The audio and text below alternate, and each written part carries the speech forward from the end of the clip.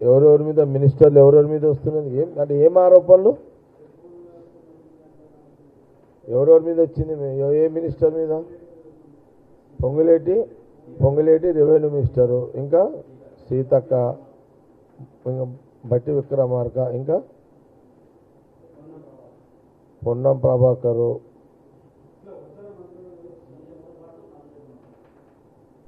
మన అసెంబ్లీలో కూడా ఏది మన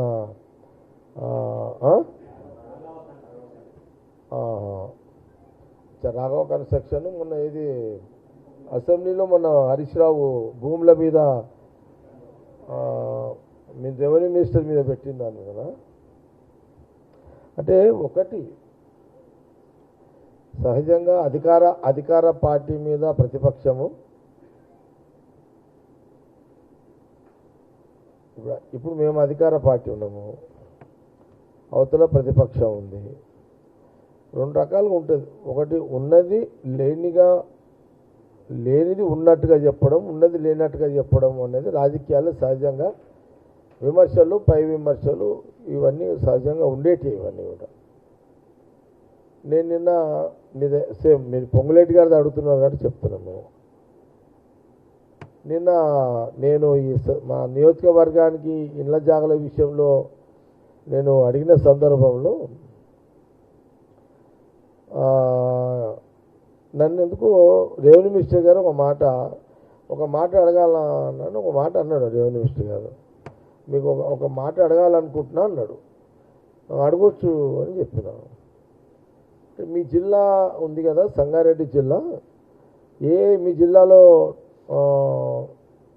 అన్ని వాల్యుబుల్ ల్యాండ్స్ ఉన్నాయి కదా ఈ చుట్టుపక్కల 3 జిల్లాలు వాల్యుబుల్ సంగారెడ్డి రంగారెడ్డి మేడ్చల్ ఇవే కదా సరే ఇక రంగారెడ్డిలో అంటే ఇప్పుడు భూములు అన్నీ అంత ఏమున్నాయని భూములాడా మీ పడంచేరు సంగారెడ్డి భూములు ఉన్నాయి కదా అంటే నాకు కూడా ఐడియా లేదు రియల్గా లేదు ఆయన చక్కటి ప్రశ్న అడిగినాను నేను అనుకుంటా నిన్న ఇక అసలు పోయింది నా నియోజకవర్గ ప్రజల కోసం పోయినా కానీ ఈ ప్రశ్న వారు ఏమడిగారంటే సంగారెడ్డి పడంచేరు నియోజకవర్గం కానీ సంగారెడ్డి అంత కోట్ల రూపాయల విలువతో కూడుకున్న భూములు ఉన్నాయి కదా ఎక్కడైనా అంటే మీకు అవగాహన ఉంది కదా నన్ను అడిగిండు మీకు అవగాహన ఉంది కదా ఈ 2 సంవత్సరాల 3 నెలలు 4 నెలల్లో నన్ను అడిగిన ప్రశ్న ఆయన ఎక్కడైనా ఈ 2 సంవత్సరాల 3 నెలలు 4 నెలల్లో ఎక్కడన్నా నేను భూమిలో ఇన్వాల్వ్ అయ్యి ఏదన్నా భూమిని యాజ్ ఎ రెవెన్యూ మినిస్టర్గా ఏదన్నా భూమిని నేను సొంత లాభం కోసం చేసుకున్నట్టుగా మీరు ఎక్కడైనా ఇన్నరా అని నన్ను అడిగాడు మేము చర్చ చేయలేదు హరీష్ రావు ఆయన చేయలేదు నేను చేయలేదు ఇదంతా ఇందాన్ని ఎందుకు ఎందుకు వచ్చిందో మళ్ళీ అడిగేసిండు ఆయన ఈ 2 సంవత్సరాల 3 నెలల లోపల యాజ్ ఎ రెవెన్యూ మినిస్టర్గా నేను ఎక్కడైనా పలానా భూమి చేసుకున్నట్టు అధికారుల మీద నేను ప్రెషర్ తెచ్చినట్టు నా కంపెనీలకు చేసుకున్నట్టు మా సొంతంగా చేసుకున్నట్టు ఈ 2 సంవత్సరాల 3 నెలలు మీరు ఎక్కడైనా విన్నారా స్పెసిఫిక్గా మీ జిల్లాలో ఏదైనా వార్తలు వచ్చినాయా లేదా మీ దృష్టిలో ఏమైనా వచ్చిందా మీకు ఏమైనా వచ్చిందా దీనికి కొంత జవాబు చెప్పగలిగితే కొంత నేను చర్చించాలనుకుంటున్నా మీతోటి అని అన్నాడు మొన్న అసెంబ్లీలో ఒక ఇష్యూ జరిగింది కదా హరీష్ రావుది నా మీద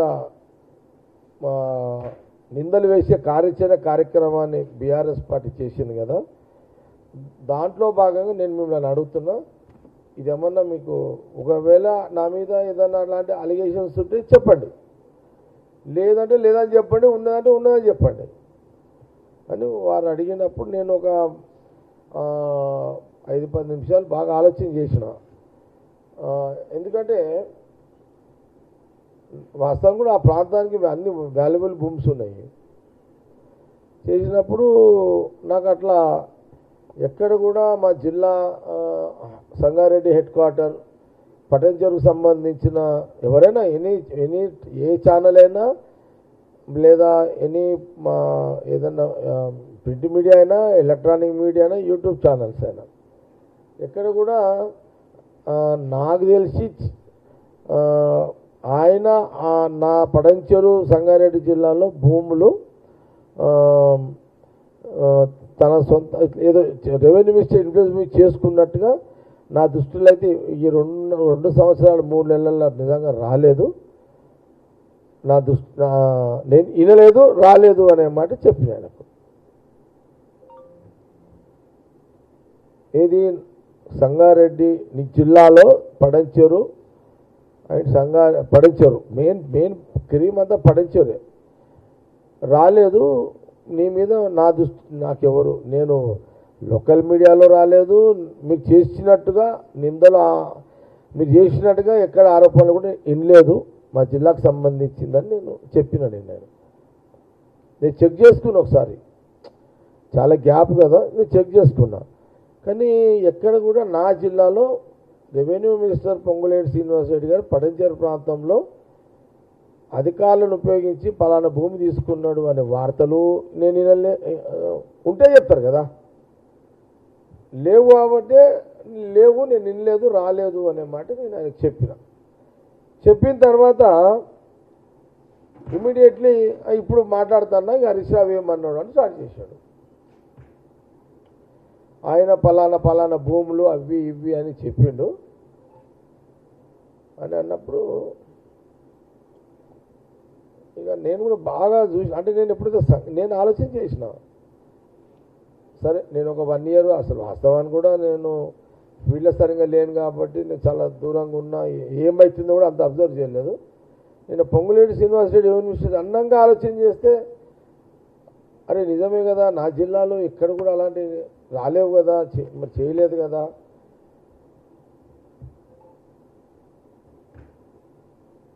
అని నాకే వచ్చి నేను సర్టిఫికేట్ ఇచ్చిన, నేను నా జిల్లాలో నీ మీద నేనే నీకు, నా జిల్లాది సంగారెడ్డి జిల్లాది దట్టు పడంచేరు ప్రాంతంలో 0.0 నువ్వు సొంతగా ఇది చేసుకున్నాడు, అధికారులను ఉపయోగించుండు అనేది ఎక్కడ కూడా లేదు అని నిన్న రెవెన్యూ మినిస్టర్ సర్టిఫై చేసిన. అదే అని అన్నాక అప్పుడు హరీష్ రావు మాట్లాడింది చెప్పాడు. జనరల్గా నాకు అలవాటు ఏంటంటే వాడు అది తిన్నాడు, వీడు ఇది తిన్నాడు, వాడు అది ఎత్తుకపోయాడు, వీడు ఇది ఎత్తుకపోయాడు, నాకు చెప్పే అలవాటు తక్కువ. నేను ఈ అన్నమాటని మళ్ళా టీఆర్ఎస్ వాళ్ళు కానీ ఎవరైనా ఛాలెంజ్ చేస్తే అప్పుడు ఆ సబ్జెక్టులోకి వస్తాను. నేనైతే ఇప్పటికైతే పడంచేరు సంగారెడ్డి జిల్లాలో రెవెన్యూ మినిస్టర్ ఎలాంటి భూదందాలు చేయలేడు ఆ ప్రాంతంలోనే దాన్ని నేనైతే సర్టిఫికేట్ క్లీన్ సర్టిఫికేట్ ఇచ్చినట్టు ఆయనకి. ఎందుకంటే ఇప్పుడు నాకు తెలుసు కదా పడంచేరు, ఇప్పుడు ఒక్కొక్క ఎకరానికి మా పడంచేరు ప్రాంతంలో ఇప్పుడు కొల్లూరు పోతే, అటు కొల్లూరు ఉస్మాన్పూర్ పోతే 20 కోట్లకి ఎకరం ఉంటుంది. అటు పోతే 20 కోట్ల ఎకరం ఎవడు వేలు పెట్టినా, సూది అంతా వేలు పెట్టినా, మందం పెట్టినా గుప్పమంటది. ఇట్లా సహజమే కదా. 20 కోట్ల ఎకరం ఒక్క ఎకరా అదాగా గుంట ముట్టినా అది ఇట్లా పేలుతుంది ఆడ. అట్లా ఈ రోజులల్లో మీడియా ఏడా ఊకుంటుందా అది. కాబట్టి మరి హరీష్ రావు ఎక్స్ మినిస్టర్గా ఇక ఆయన చూద్దాం. మళ్ళీ నేనైతే ఆయన క్లీన్ చిట్ ఇచ్చేసాను. నేను మళ్ళీ ఒకసారి దీని మీద ఏమైనా మాట్లాడితే నేను తప్పకుండా వాళ్ళు ఏం చేసారో అప్పుడు మాట్లాడతా.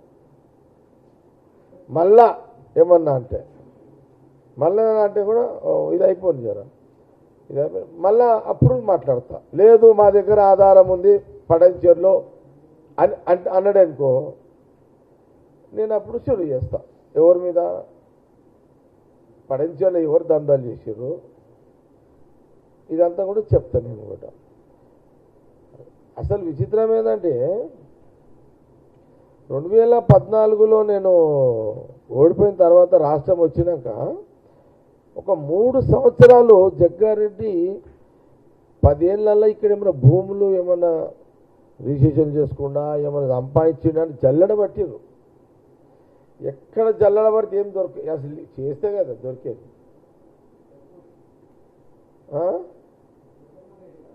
అదే అసలు ఏమంటావు, ఏం అది ఇంత భూమి కదా, భూదేవి భూమి ఏమి అల్మార్లో పెట్టాడు, భూమి తీసుకపోయేమన్నా దాచిపెట్టాడు ఇదేమన్నా.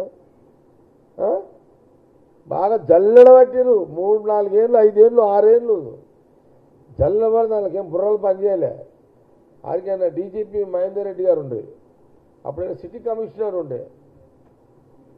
ఆయన పెద్ద మనిషిని ఒక ఇంటెలిజెన్స్ విజిలెన్స్ ఎస్పీలని డిఎస్పీలను పెట్టి 3-4 జల్లెళ్ళు ఇచ్చి జల్లెడ పడతారు కదా మనం, 3-4 జల్లెళ్ళు ఇచ్చి మహేందర్ రెడ్డి సాబ్ ఇచ్చి పంపించాడు. అంటే జల్లెడ పడితే ఏంటంటే ఆ రవ్వంత మందమైన దొరకదా అని. జల్లెడ అర్థం ఏంటంటే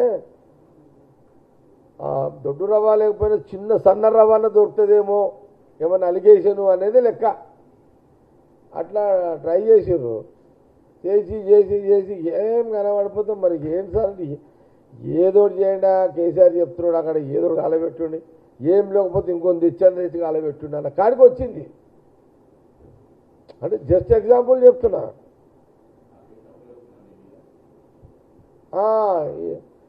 ఇక అది అందుకే కదా అది వచ్చింది. ఏం లేదు చూసిర్రు, అచ్చా భూమి లేదు ఆస్తులు ఏమన్నా నెలలు ఎంకిర్రు. హైదరాబాద్ ఇంటికి పోయారు, ఈడ కిరాయిల్లే. సంగారెడ్డి పోతే ఆడ కిరాయిల్లే. మరి మొన్న కొన్నా 50 లక్షలు పెట్టి, కానీ మొన్న నా బిడ్డ పెళ్ళినప్పుడు కొన్నా. మా బంధువులు ఉంటారు అక్కడ, మా అమ్మ బంధువులు విజయవాడలో. ఆడపోతే వాళ్ళే గుడిసెలే ఉన్నాయి. పోలీసులు పోయి పరిచయం అయిపోయారు. వాళ్ళు పోలీసులు డిఎస్పీలు ఎస్పీ. అరే ఇదేంద్ర నాయన మహేందర్ రెడ్డి సాబ్ ఏమో డీజీపీ ఏమో ఏమన్నా దొరికితే లేకుండా ఆయన చెప్తాడు, మీతోనేమో గుడిసెలు కలబడ్డే ఇదేం కథరా నాయన. ఆయన పేరు చూస్తే పెద్దగా ఉన్నది, చూస్తే గుడి అంత టీన్లో ఇల్లు ఉన్నాయి మీ అని. పాపం వాళ్ళు కూడా సింపతిగా అరే ఏందా ఇదంతా అని. ఇది అంటే చెప్తున్నాయి నేను ఏంటంటే సరే ఇది. కాబట్టి నేను అందుకే పొంగులేటి శ్రీనివాసరెడ్డి రెవెన్యూ మినిస్టర్ అడిగినప్పుడు నాకు తెలియదు ఏముంటుందిరా, అసలు నేనే పోలేదు గవర్నమెంట్ నుండి. నేనే ఇప్పటిదాకేం ఈ పని ఆ పని నేనే ట్రై చేసుకోలేక. కాబట్టి సరే ఇక మరి హరీష్ రావుది ఆ సందర్భం మళ్ళీ వచ్చినా అది మాట్లాడదాము. ఓకే, ఇంకా ఏదన్నా ఎవరి మీద వచ్చింది ఏమని సెల్ ఫోన్లో చూసిన, మీడియాలో చూసిన.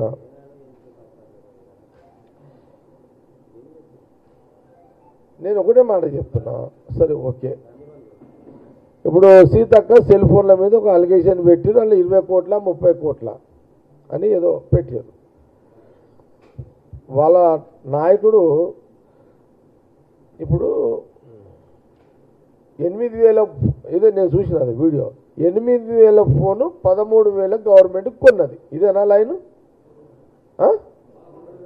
అదే ఫోన్ ఏమో 8,000 బయటనేమో 8,000, గవర్నమెంట్ ఏమో 11,000 కొన్నది. అంతే కదా? ఓకే, 14,000 కొన్నది. నేను కామన్ సెన్స్, వీళ్ళకు కామన్ సెన్స్ కూడా లేదు వీళ్ళకు.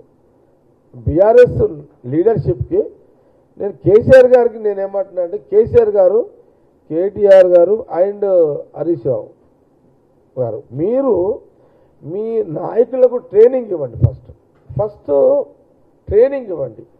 అధికార పార్టీ మీద అలిగేషన్ పెట్టాలని మీరు ఒక నిర్ణయం తీర్మానం చేసుకున్నప్పుడు మీరు వాళ్ళకు ట్రైనింగ్ ఇవ్వండి. ఎందుకంటే మా సుంటలో మేము ఉంటాం ఇక్కడ. ఇప్పుడు అతను ఏమన్నాడు చూసిన టీవీ, వాళ్ళ నాయకుడు ఏమన్నాడు, నేను 8,000 కొనుక్కొచ్చిన ఇదే ఫోన్ని అన్నాడు. ఇప్పుడు బయట ఒక వ్యక్తి 13,000 ఫోను అని ఒక షాపు పోతాడు, 13,000 అంటాడు ఆ ఫోనుని. అన్నప్పుడు ఆ వ్యక్తి ఏం చేస్తాడు, అరే 13 కాదు పోయి తగ్గి రాదు, తగ్గి అంటే బార్గెనింగ్ చేస్తాడు కదా.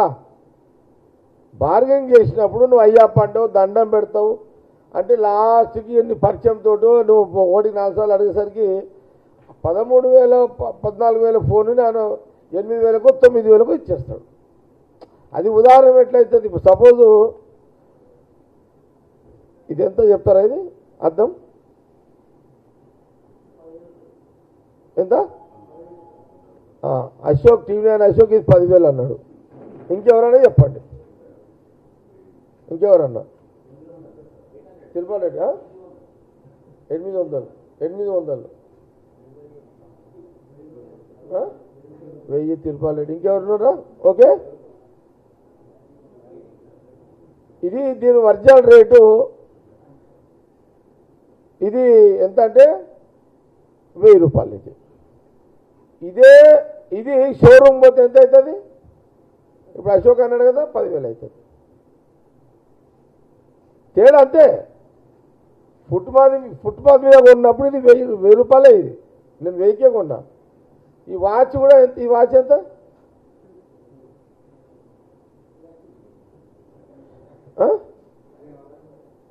ఇది కూడా 1000 రూపాయలు.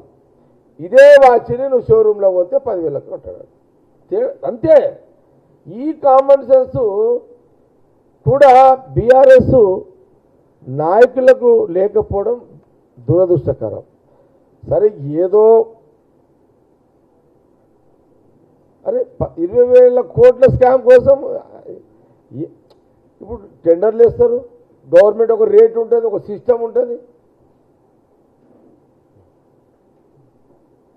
కాబట్టి ఇది కామన్ సెన్స్ లేని అపయోగాలు బీఆర్ఎస్ పార్టీ అనేది సీతక్క మీద పెట్టిన అలిగేషన్. దట్ ఈస్ అది దానికి వాల్యూ లేదు, విలువలేని కామెంట్స్. అది మొత్తం మీద వీళ్ళని బదలాం చేయాలి. ఏం దొరుకుతలేవు కదా. మీకు చెప్పిన కదా పొంగులేటి శ్రీనివాసరెడ్డి గారు, నేనే నా జిల్లాలో ఈ ఇంచు భూమి కూడా ముట్టలేడని సర్టిఫికేట్ ఇచ్చేసిన. ఇక ముడితే నేనే ముట్టాలి. ఆడ నాకు తెలియకుండా ఎట్లా ముడతారా ఆడ? అరే నాకే దిక్కులేదు ముట్టడానికి అంటే ఆయనకి అయితే ముడతాడు. ఇంకా అంటే ముట్టుకోండి అని చెప్తున్నాడు. హరీష్ రావు ఏంది అసలు ఇదంతా?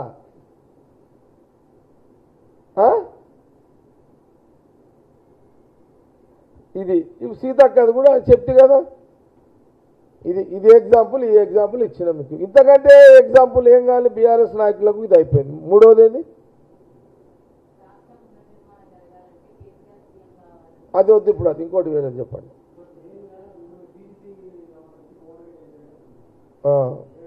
అలిగేషన్స్ అయిపోయినాయి మా వాళ్ళ మీద. ఇంకున్నాయి అది ఇంకేమైనా ఉన్నా?